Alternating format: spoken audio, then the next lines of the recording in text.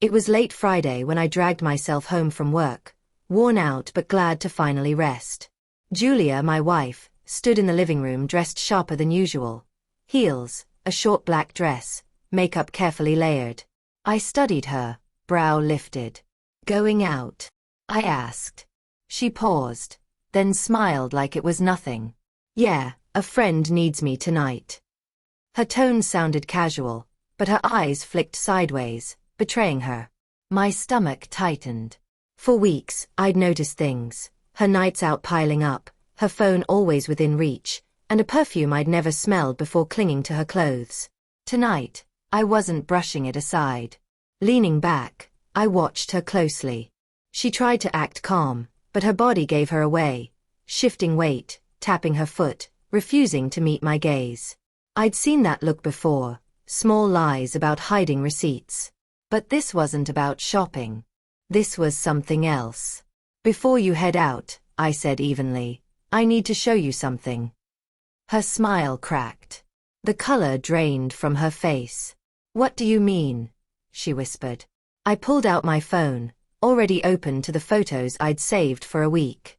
Last Saturday, she said she was helping a friend move. She came home after 3 in the morning.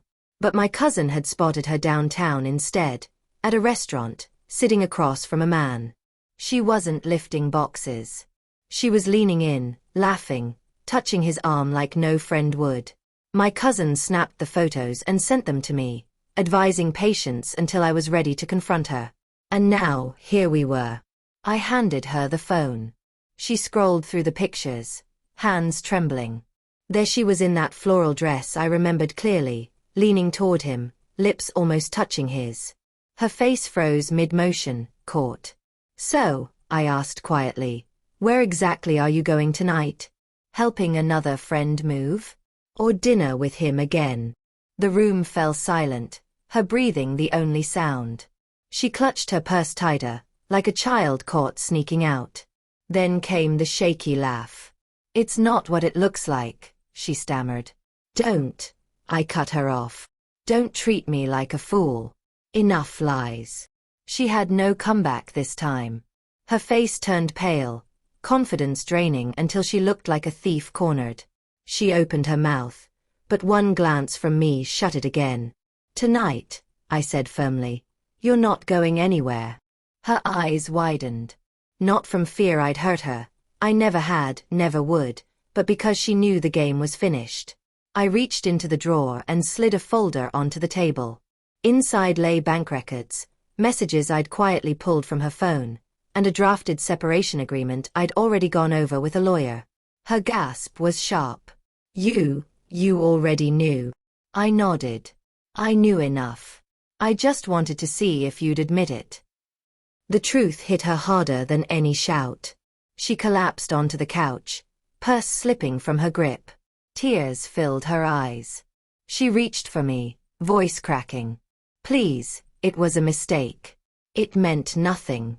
I leaned forward, my words steady, cold. "Maybe you meant nothing to him. But to me, you meant everything. And you threw it away for a thrill." She sobbed into her hands. I didn't flinch. The damage was permanent. I stood, walked to the door she'd been so eager to step through, and pulled it open. "You wanted out tonight? Go. But you're not coming back." Her face twisted in shock. She expected anger, but not finality. I pointed to the folder. "Those papers get filed Monday. My savings, my house, my future, they're protected. The only thing you'll take is regret." Her cries grew louder, but I stayed still. She gathered her things slowly, tears streaming. For the first time, I felt calm.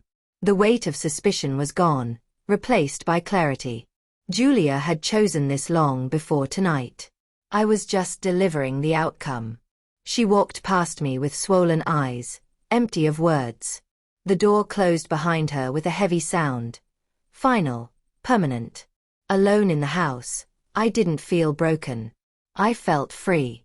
Julia thought she could live 2 lives. But lies always catch up. My choice at the door stripped her of excuses, leaving nothing but truth. Betrayal isn't just in the act. It's in the decision someone makes, believing you'll never know. But I did. And instead of begging or forgiving, I let her leave. She walked into the life she had chosen. And for the first time in years, I was ready to live mine without her.